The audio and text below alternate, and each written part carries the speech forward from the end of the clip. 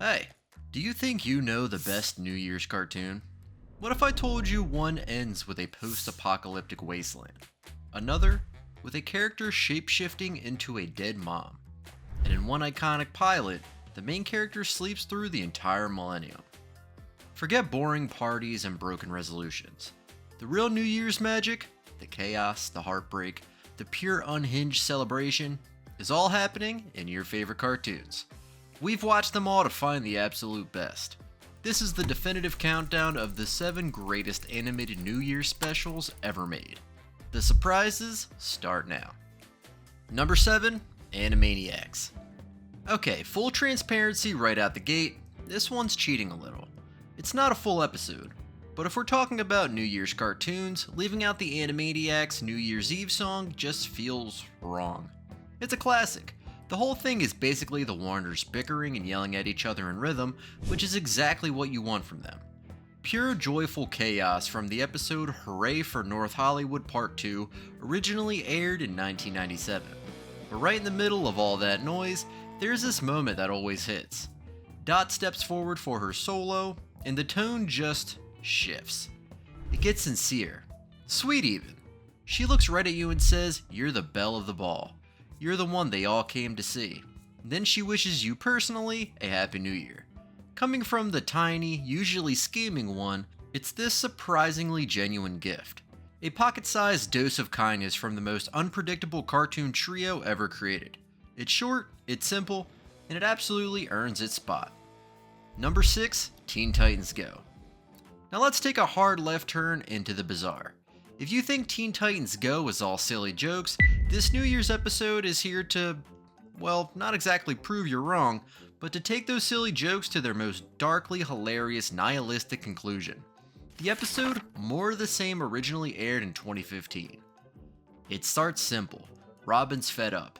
He accuses the team of always ruining his perfect New Year's Eve.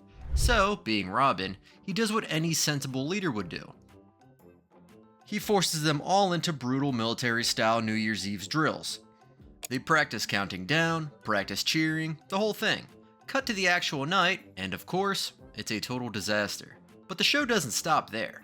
Oh no, it gives us a montage.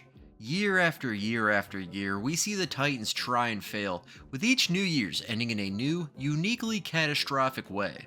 It's a parade of hilarious misfortune. Finally, they're old.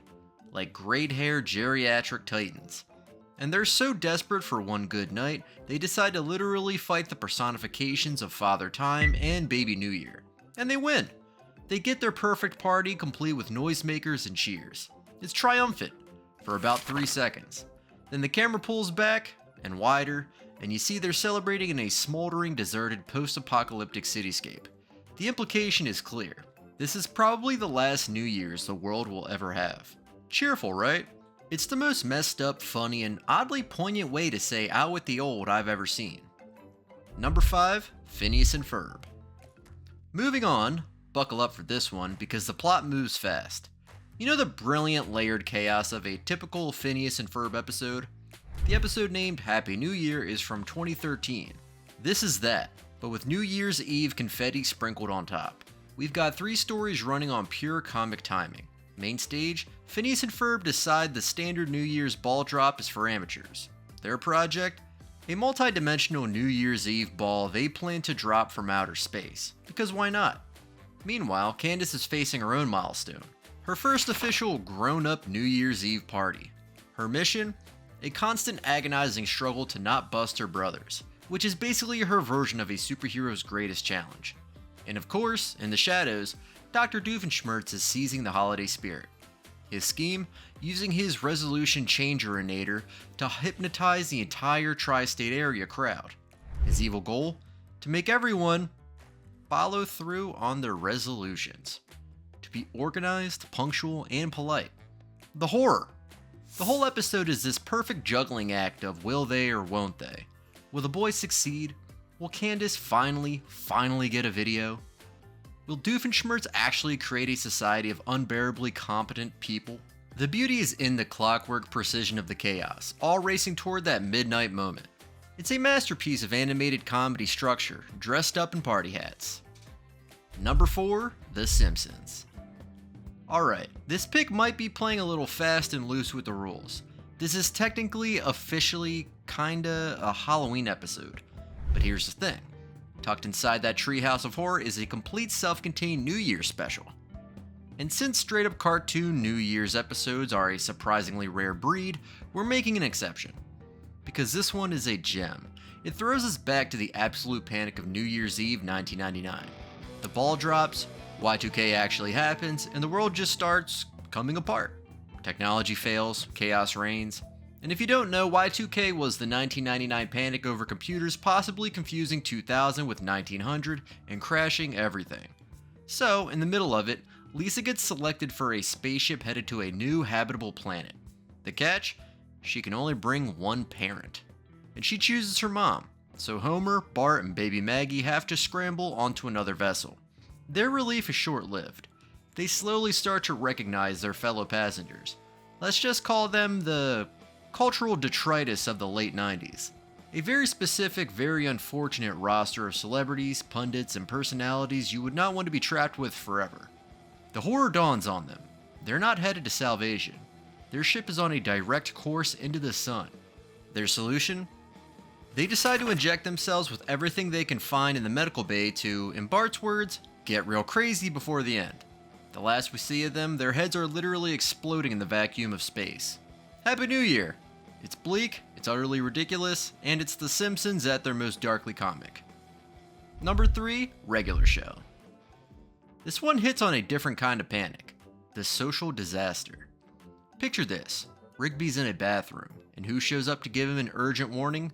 None other than Rigby himself from the future. And future Rigby has one mission. Stop Mordecai from kissing a certain girl at the New Year's Eve midnight masquerade ball. Do it, he says, or Mordecai will never be happy again. Now, present-day Rigby is, understandably, skeptical. But the threat is compelling enough. So Rigby launches a full-scale best friend intervention. He goes to these insane slapstick lengths to derail that moment. And you know what? He succeeds. Midnight strikes and Mordecai does not kiss his date. Mission accomplished. Except, it's a masquerade ball. People are in masks, and in the chaos, Mordecai ends up sharing a midnight kiss with someone else. Someone in a very specific mask. The crushing moment of realization comes too late for Rigby. He sees the mask come off, and it's CJ, Mordecai's intense on-again, off-again girlfriend. The exact romantic vortex future Rigby was probably trying to avoid. Rigby's desperate, optimistic, it's not over yet, we can still make the best of this, just hangs in the air. It's the perfect, cringy, hilarious tragedy of well-intentioned meddling. Ah, the timeless, complicated logic of masquerade ball drama. Number 2, Futurama. It's pretty iconic that the entire series kicks off with a New Year's special. We meet Fry on December 31st, 1999, a pizza delivery guy whose life isn't exactly great. Then, by a perfect accident, he gets frozen in a cryogenic chamber. He wakes up with one heck of a hangover on December 31st, 2999. A 1,000-year nap. And you think he'd freak out, right? Lost everyone he ever knew, but honestly, he rolls with it pretty well. Maybe it helps that his old life, and especially his girlfriend, seemed kind of the worst. His new future assigns him to another delivery job, under the watch of a cool one-eyed fate officer named Leela. He tries to run, meets a robot named Bender in a truly memorable way, and the three of them decide to ditch their predetermined paths entirely. They literally escape by piloting a ship up into the sky, weaving through the massive New Year's fireworks of the 30th century. It's not just a new year, it's a new life, a new family, and a new millennium, all starting with a bang.